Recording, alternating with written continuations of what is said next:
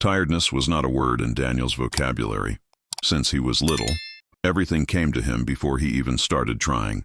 Cars with leather seats before he had a driver's license. Trips abroad before he could even memorize his own zip code. Advice from someone born with a guaranteed inheritance. Daniel didn't know what it meant to try, because the world always treated him like someone who had already won before he even began. But having everything in your hands is the quickest way to not know how to hold anything.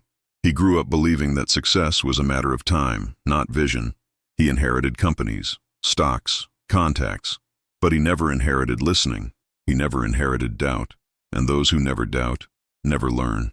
The meetings were always about expansion, never about listening. Enthusiastic but empty pitches, investments that shone on the outside but sank silently. And whenever something went wrong, and it almost always did, the blame lay elsewhere. It was the partner, the timing, the market. It was never him. Daniel invested in a logistics startup that promised to deliver anything in under an hour.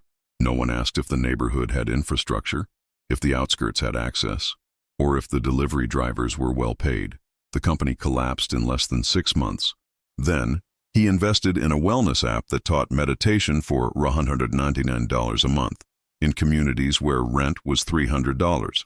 Another decline. He collected bankruptcies like someone collecting trophies, but always with his head held high, not out of pride, but out of blindness. There was arrogance in his silence. He wasn't the kind of guy who shouts. He was the kind of guy who makes decisions without consulting anyone, who believes that knowing how to read numbers is enough, who confuses inheritance with vision.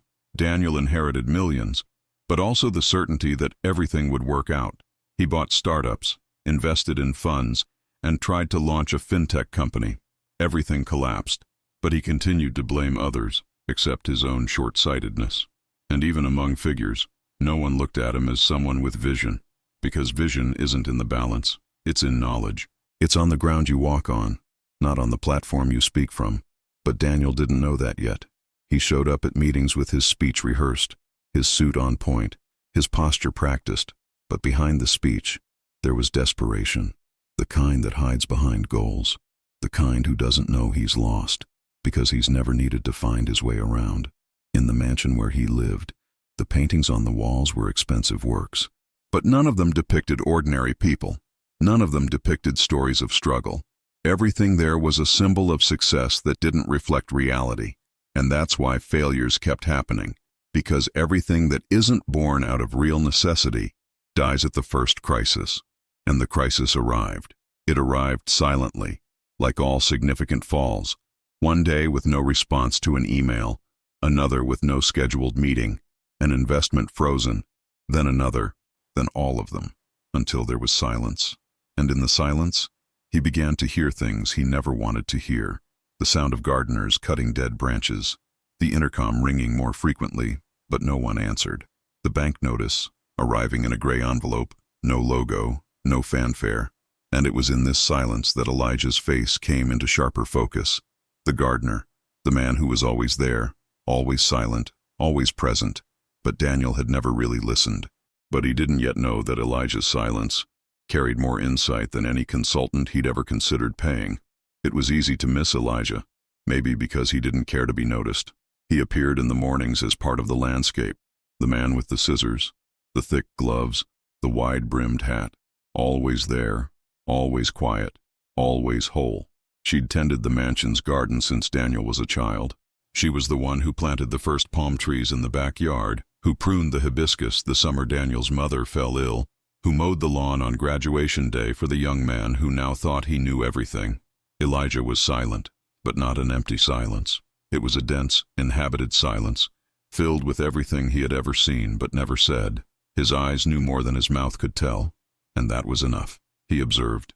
Always with that calm gait, that way of someone who sees more than he speaks. Daniel, with his failures disguised as boldness, barely noticed him. He walked through the garden on his cell phone, discussing projections, irritated with investors, frustrated with returns. He spoke loudly. He gave orders. He walked as if treading the earth without knowing what would grow from it.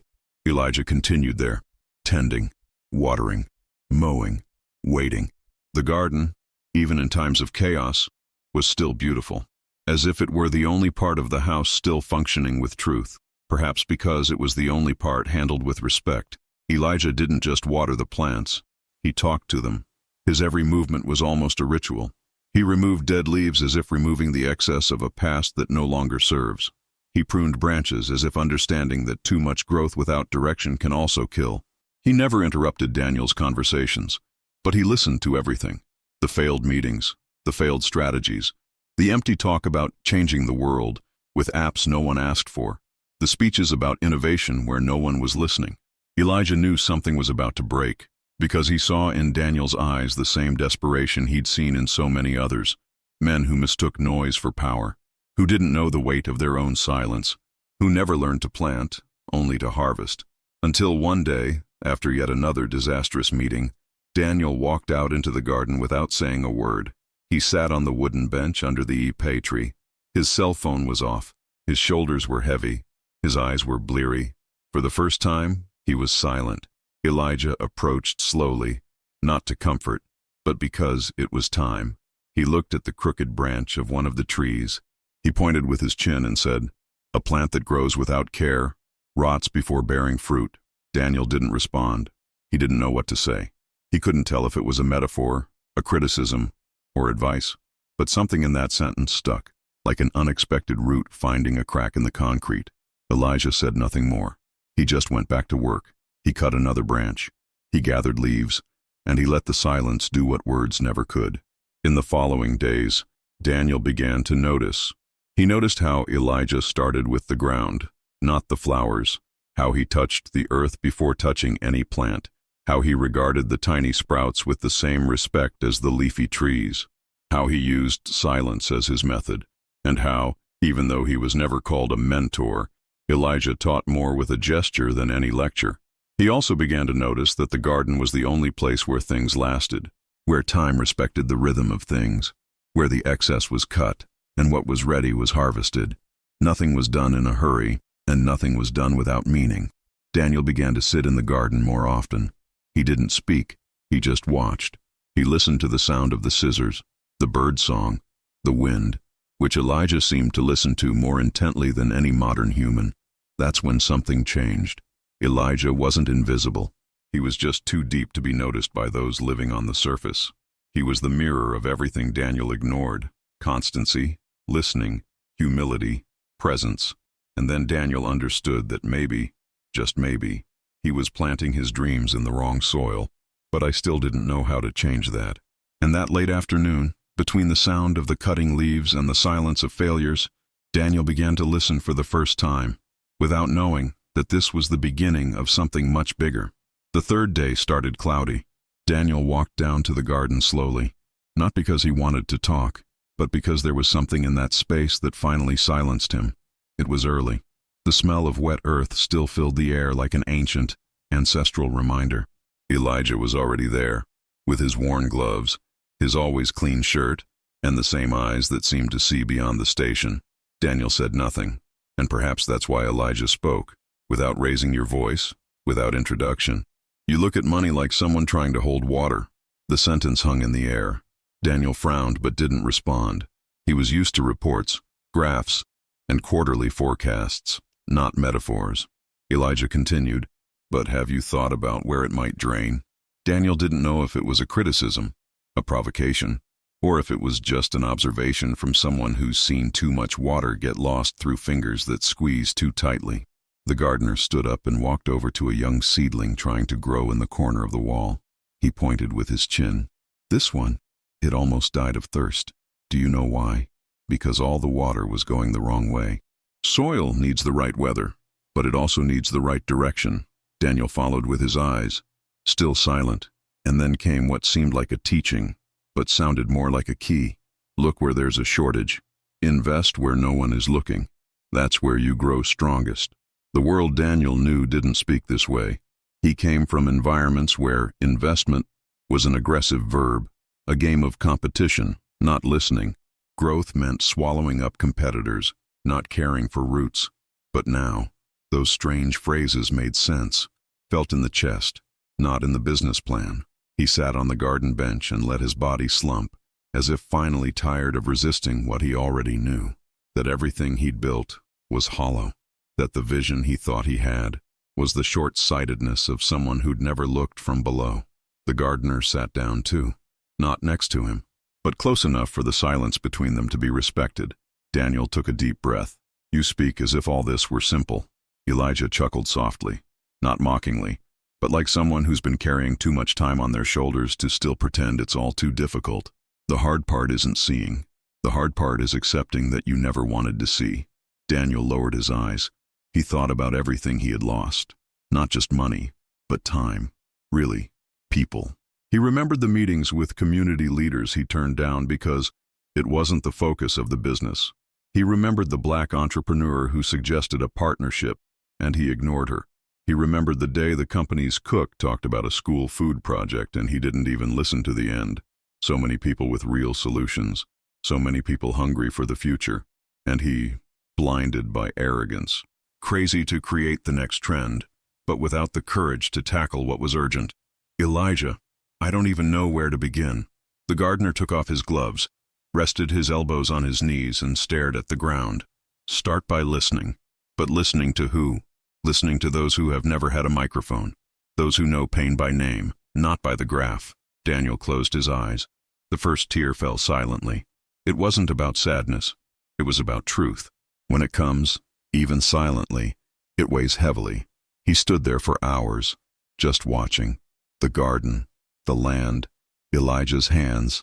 The next day, he woke up different, not by a miracle, but because something, somewhere inside him, had shifted, and in that silence, what seemed like a riddle became an invisible map.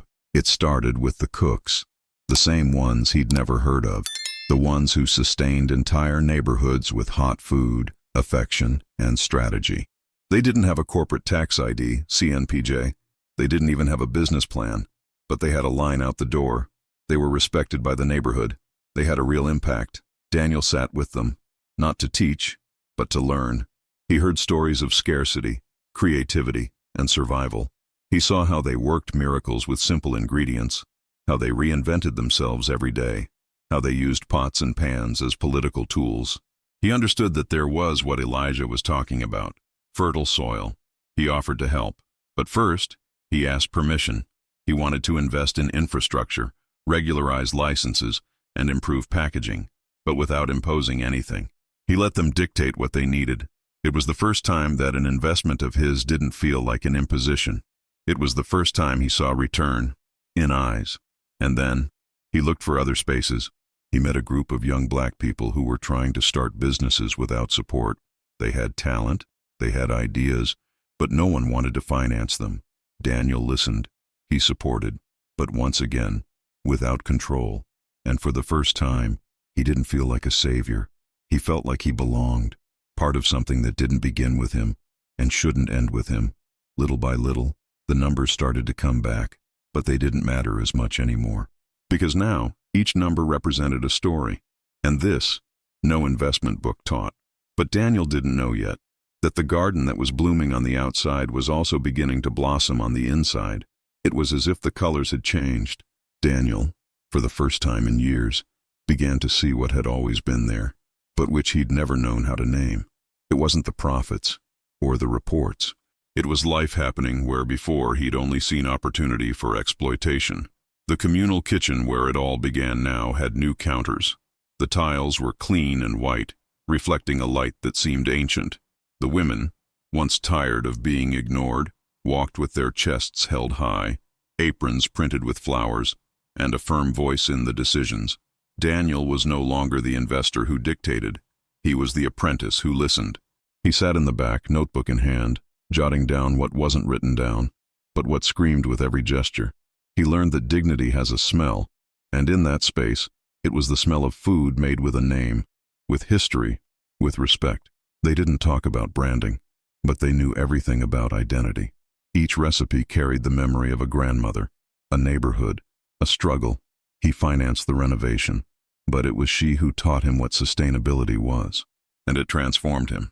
He began visiting other projects, a youth collective that produced clothing with slogans no one else dared to say. Resist with beauty. We are not the exception, we are the origin. Black people are the future, not statistics. Daniel saw there a force that could not be measured in any metric. They looked at him suspiciously at first, and rightly so, but he didn't try to convince. He just asked what they needed, and he offered time, structure, connection, but without drowning out the sound of their voices. I didn't want to mold it. I wanted to expand it. They accepted, and little by little, trust turned into partnership. Daniel now carried bags of fabric, helped deliver pieces, sat on the floor during meetings, and laughed at inside jokes that would have previously made him uncomfortable. Because now, he knew, being uncomfortable was a sign that he was learning. On the way home, I stopped in the same garden as always. Elijah, as always, was there.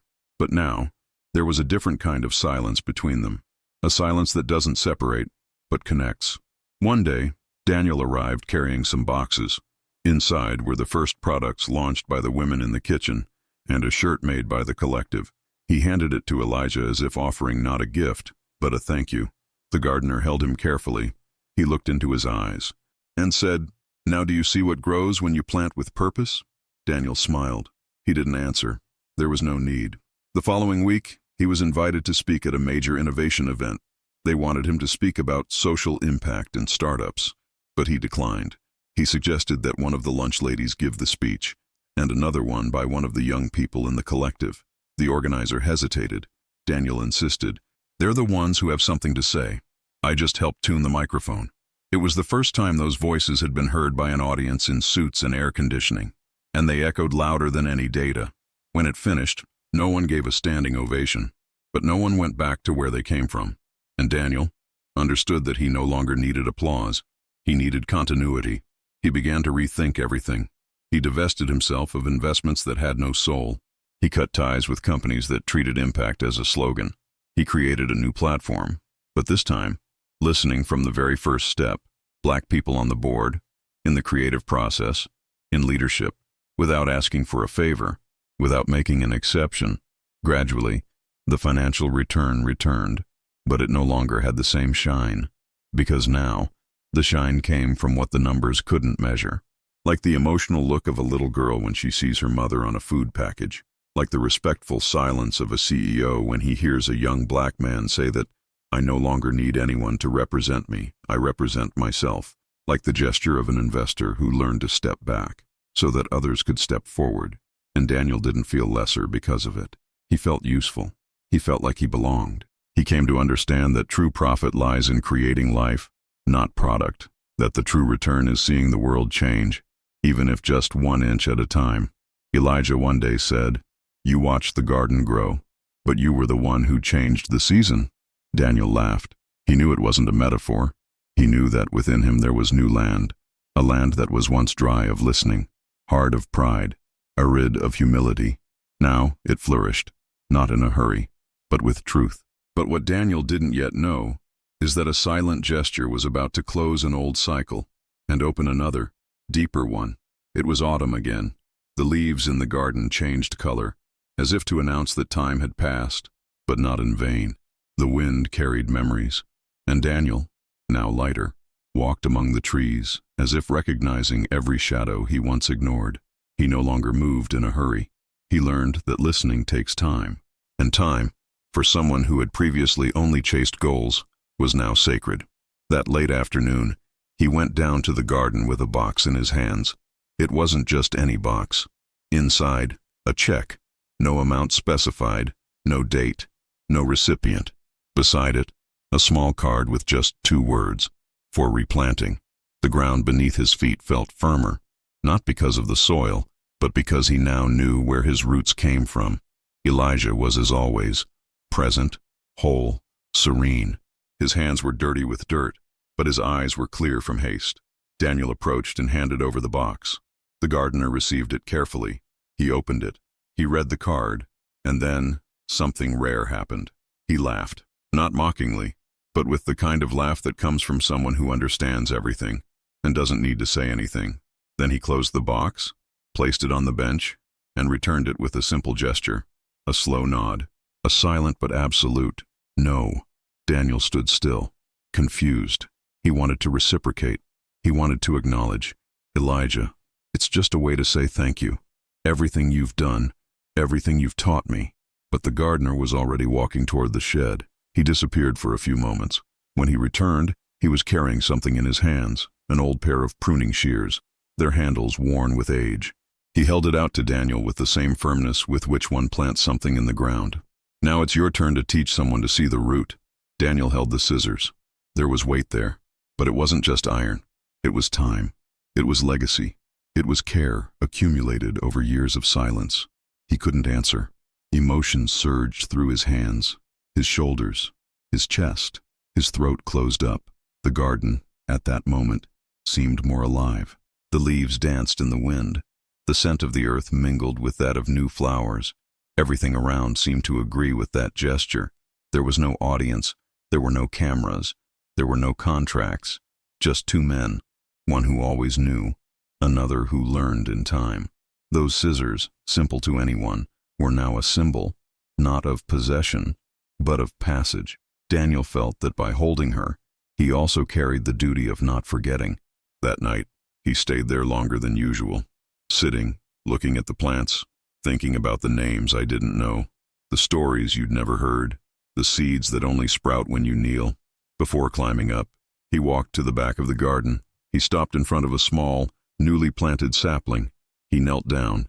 He touched the soil with his hands, and then he understood. To truly be grateful is to continue. The following week, he went to the outskirts where some cooks were working. He took the scissors with him, not to cut, but to show. "This was given to me with one sentence. Now it's your turn to teach someone to see the root." They looked. Some laughed. Others nodded. One of them, older, held up the scissors and said, "So now you're going to learn how to use them." And he learned. He learned that recognition can't be bought. It's earned. That presence isn't a favor. It's a right. Elijah didn't show up again for a few days. When he returned, he brought new seedlings. They planted together, in silence, without the need to name anything. Daniel no longer needed to prove.